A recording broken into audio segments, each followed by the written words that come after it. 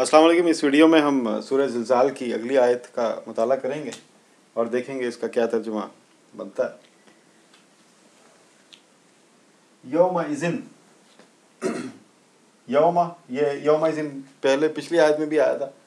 यौमइज़िन तुहद्दिसु अख़बारहा, तो यौमइज़िन यही है वो दिन जबकि, यही यौम है। यौम का तर्जुमा हम दिन नहीं करेंगे, जैसे कि गुज़िश्ता वीडियो में कहा था। यौम is a system of time and space, एक ऐसा सिस्टम है टाइम एंड स्पेस का जिसकी एक इब्तिदा भी है, इसकी एक इंतहा भी है और इसके अंदर मामलात भी हो रहे हैं। यौम, यही यौम के जब, इज़ा जब, यही वो यौम है जबकि, यस्तुरु, ये ता है ती है करने के लिए शुरू में ये आता है यस्तुरु तस्तुरु, तो यस्तुरु निकलते हैं या निकलेंगे। ये याद कर लें कि अरबी में प्रेजेंट और फ्यूचर एक ही तरह होता है, और अगर गौर किया जाए तो अरबी में प्रेजेंट है ही नहीं। इसकी भी एक बड़ी अजीब सी एक्सप्लेनेशन है। यही यौम के जब, यस्दुरु उर्दू में इस्तेमाल होता है, अच्छी उर्दू में सुदूर होना, सुदूर होना या सादिर होना। फैसला सादिर कर दिया, सुदूर कहते हैं निकाले जाने को, सादिर करना, फैसला निकाल दिया, डिस्क्लोज कर दिया, या कोई चीज़ अंदर थी वो बाहर आ गई। यही यौम के जब बाहर निकल आएंगे, यही यौम के जब बाहर निकल आएंगे, सादिर होना शुरू हो जाएंगे वन बाय वन। अन्नास, अन्नास इंसान, इंसान को कहते हैं नास, उसकी जमा है सब इंसान। अब ये देखे ना, ये भी बैसाखी है उर्दू की, सब नहीं लगाता तो ऐसे लगता है जैसे एक ही इंसान निकलेगा, तो खैर वो अरबी में उन्होंने जमा बना दी। यही यौम जब बाहर निकल आएंगे सब इंसान, यानी पूरी नौ इंसानी, अश्तातन, जैसे फौरी एक लफ्ज़ है, फौरी ये अरबी का लफ्ज़ है। फौरी का मतलब जल्द, फौरन, ठीक है, यानी इमीडिएटली, इमीडिएट। फौरी का मतलब है इमीडिएट। अब वो जब उसका एडजेक्टिव बनाना है, एडजेक्टिव कि ये फौरी किस तरह, फौरी तौर पर, इमीडिएटली, तो वो ली लगाने के लिए फौरी के सामने अलिफ करके दो ज़बर लगा दिया, फौरन। इससे क्या होता है, काम करने का स्टाइल पता चलता है। अश्तात कहते हैं सेग्रीगेटेड ग्रुप्स, सेग्रीगेटेड ग्रुप्स, अलग अलग जत्थे,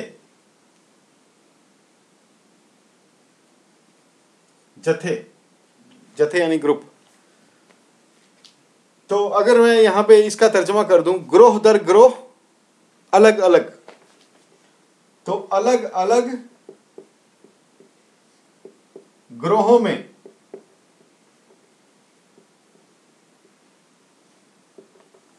अब ये कैसे ग्रोह बनेंगे तो उसके बारे में अहादीस हैं और उसमें बताया गया।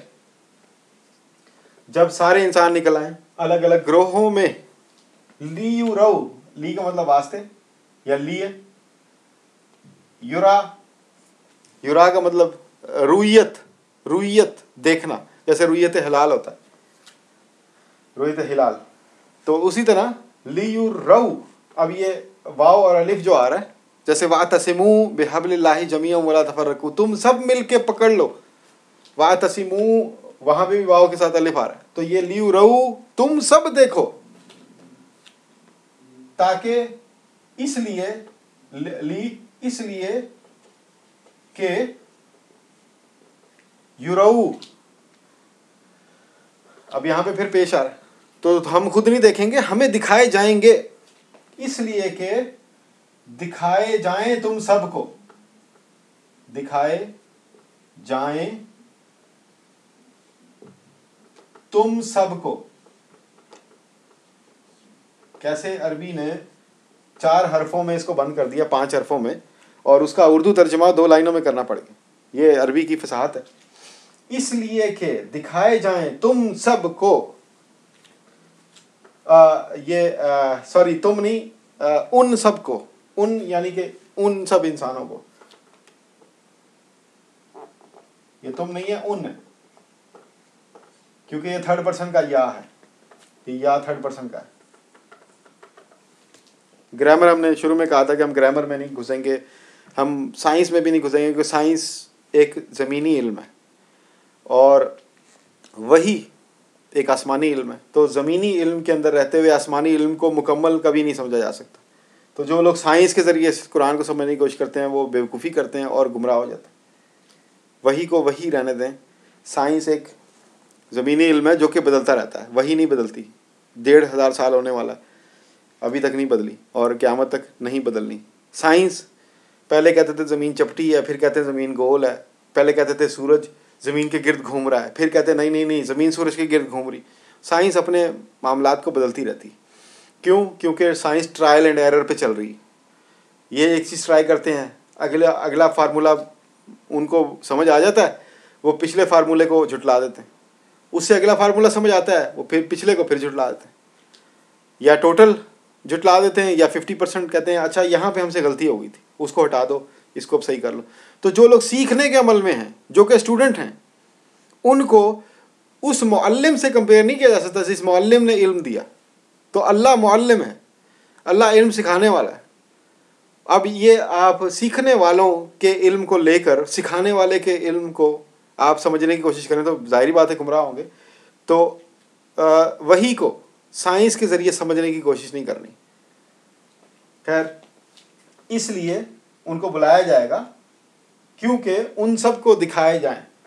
आमाल, आमाल उर्दू में भी इस्तेमाल होता है, आमाल हम, उन सब के, उन सब के, ताकि उनको उन सब को उनके अमाल दिखाए जाएं। इसलिए उन सब को निकाल वो सब निकल आएंगे, ग्रोहों में तकसीम होके। अब ये जो अमाल को दिखाया जाना है, तो यौम-ए-ज़िन तुहद्दिसु अख़बारहा, यहाँ पे इसकी तशरीह हो जाती है। ये अख़बारहा मैंने यहाँ लिख दी है। तो अख़बार ज़मीन खुद नहीं सुना रही, ज़मीन कहीं नहीं कह रही कि ये मैंने इस तरह देखा कि ये बंदा मेरे ऊपर चल फिर रहा था और ये ऐसे ऐसे कर रहा था। ऐसा कुछ नहीं है। ज़मीन की एक अपना रिकॉर्ड है, वो रिकॉर्ड पढ़ रहा है कोई और। अब वो कौन पढ़ रहा है, ये गौर फिक्र करें इस पे। यहाँ पर इस आयत पे हम रहेंगे। उन लोगों को दिखाया जा रहा है। ये एक नज़री इल्म है। ज़मीन, ये ज़िंदगी जो है, कभी आप बैठ के सोचें अकेले में कि ज़िंदगी क्या है। एक एहसास है कि मैं ज़िंदा हूँ। वो एहसास एक मुसलसल एहसास है और वो जब तक कायम रहता है हम ज़िंदा हैं। अब सोचने की बात है कि नींद में हमें अपने ज़िंदा होने का एहसास नहीं रहता कि हम ज़िंदा हैं या मर गए। जैसे ही हम उठते हैं हमें एक एहसास होता है कि हाँ मैं चल रहा हूँ, मैं चल फिर रहा हूँ, मैं खा रहा हूँ। वो कोई आप कुछ काम कर रहे हो, आप जो कुछ लिख रहे हैं, कोई कहानी लिख रहे हैं, तो आपको फ़ोन आ जाता है, तो आप क्या कहते हैं, मैं कहानी लिख रहा हूँ। आप खाना खा रहे हैं, किसी का फ़ोन आ गया, आप क्या कहते हैं, मैं खाना खा रहा हूँ। तो ये एक ख़बर है, एक इल्म है, हमें अपने होने का इल्म है। वो इल्म ही ज़िंदगी है। अब वो यानी कहने का मतलब ये कि ज़िंदगी देखने का अमल है। हम अपने आप को देख रहे हैं, हम खुद अपने गवाह हैं। हम खुद अपने गवाह हैं कि मैं कर क्या रहा हूँ। तो वो जो हमारा यानी हम अपने आप को, हम सिर्फ ज़िंदगी गुजार नहीं रहे, हम अपनी ज़िंदगी को देख भी रहे हैं, हम अपने अमाल को भी देख रहे हैं। हम जब झूठ बोलते हैं तो हमें पता होता है कि हमने झूठ बोला। अगर हम सच बोल रहे हैं तो हमें पता होता है कि हमने सच बोला और क्यों बोला, ये भी हमें पता होता है। तो ये जो अमाल है, अमाल हम कर लेते हैं और अपने आप को मुतमईन कर लेते हैं कि हाँ हमने सही किया। अब यही अमाल दोबारा दिखाए जा रहे हैं एक ऐसे यौम के अंदर, जिस यौम के अंदर एक ऐसी टाइम स्पेस है, उसके अंदर आपको आपके अमाल दिखाए जा रहे हैं कि आपको उस टाइम स्पेस में अपने हाथों पे कंट्रोल नहीं है कि आप झूठ बोलेंगे तो हाथ कहेंगे नहीं नहीं ये झूठ बोल रहा है। आपको अपने कानों पे कंट्रोल नहीं है कि वो आप कहें कि नहीं नहीं मैंने बुराई किसी की गीबत नहीं सुनी थी, कान कहेंगे नहीं ये कान लगा के गीबत सुन रहा था, मुझे इसने दीवार के साथ लगाया हुआ था और ये गीबत सुन रहा था। एक ऐसी टाइम एंड स्पेस है कि हमें अपने ऊपर भी इख्तियार नहीं है। जो अमाल जैसा है, जो अमल जैसा है वैसा ही वो दिखाया जा रहा है, वैसा नहीं दिखाया जा रहा है जैसा हम उसको देखना चाह रहे हैं। हम कह रहे हैं ना मैंने अच्छा किया उसको बहुत मारा, तो ये जो हम हमारी जो ख्वाहिश है उसको मारने की, वो इसमें शामिल नहीं हो सकती, क्योंकि अब अमाल को वैसे ही दिखाया जा रहा है जैसे कि वो हकीकत में हैं। अगर हमने जुल्म किया है तो वाकई जुल्म दिखाया जा रहा है, और वो इसलिए हम उसको उसकी असल हालत में देख रहे हैं अपने अमाल को, क्योंकि वो जो टाइम एंड स्पेस है वो यौम ही ऐसा है कि उसमें झूठ नहीं हो सकता कि मैं छुपा लूँ। मैं बात जैसे कि अदालत में लोग करते हैं कि किसी की ज़मीन पे कब्ज़ा कर लिया और अदालत के सामने ऐसे दलाइल पेश करते हैं कि अदालत कहने पे मजबूर हो जाती है कि हाँ ठीक है ये तुमने सही किया था, ठीक है ये ज़मीन तो तुम्हारी है। वो बाद में बाहर आके पता चलता है देखा कैसा हराया। वो जो मजलूम आदमी होता है वो बेचारा रोना शुरू कर देता है कि अब मैं किसके पास जाऊँ, अब तो अदालत ने भी कह दिया कि ये ज़मीन इसी की है। तो वो अमाल अपनी असल हालतों में दिखाए जाएंगे, क्योंकि उस हालत में हमें उस यौम के अंदर, उस टाइम एंड स्पेस के अंदर हमें अपने ऊपर भी कोई कंट्रोल नहीं होगा। हम हालात को, मामलात को छुपा के, तोड़ मरोड़ के अपनी मर्ज़ी के मुताबिक उनको नहीं देख सकते। जैसा है वैसा ही उनको दिखाया जाएगा। तो ये आप इस पर गौर करें। आपने देखा होगा कि एक एक लफ्ज़ बहुत ही गहरा है। अच्छा, यहाँ पे अश्तात ग्रुपिंग इस तरह है कि नबी करीम सल्लल्लाहु अलैहि वसल्लम की उम्मत उनके पीछे, हज़रत ईसा की उम्मत उनके पीछे, हज़रत मूसा की उम्मत उनके पीछे। अब उस उम्मत के अंदर ग्रुपिंग है, एक बड़ा ग्रुप है और उस ग्रुप के अंदर सब ग्रुप्स हैं। मतलब हजूर की उम्मत में सिद्दीकीन, शुहदा, सालिहीन और मुज़निबीन, गुनाहगार लोग। फिर मुज़निबीन के अंदर, गुनाहगारों के अंदर झूठे, मक्कार, जालिम, कातिल, रिश्वतखोर, फ्राडिये, सारे अलग अलग ग्रुपों में, सब ग्रुपों में। अब हुजूर के पीछे उनकी उम्मत के ग्रुप्स बने हुए, और सबसे आगे अच्छे लोग हैं, फिर उनसे कम अच्छे, फिर उनसे अच्छे, और जो सबसे बुरे हैं वो इतने पीछे हैं कि वो सोच रहे हैं कि हम किधर आ गए। यानी वो इतने बिल्कुल जैसे बैक बेंचर्स, बिल्कुल पीछे वाले, पस्त। अच्छा, फिर हज़रत ईसा के पीछे, हज़रत आदम के पीछे, हज़रत मूसा के, तो अम्बिया के पीछे ग्रुपिंग होगी, और सबसे आगे नबी करीम सल्लल्लाहु अलैहि वसल्लम अल्लाह ताला के। तो ये ग्रुपिंग है, ग्रुपिंग सिस्टम है। ये नहीं है कि मैं वहाँ फिर रहा हूँ आज़ाद कि ठीक है जब मेरा नाम पुकारा जाएगा तब मैं जाऊँगा, ऐसा कुछ नहीं, ग्रुपिंग है। यहाँ पर सूरह इखलास की एक आयत है आखिरी, उसमें एक लफ्ज़ है कुफ़ का, काफ़े वाव, कुफ़ कहते हैं ख़ानदान को, या ग्रोही निज़ाम को भी कुफ़ कहते हैं, ग्रोही निज़ाम। अब ये ग्रोही निज़ाम क्या है?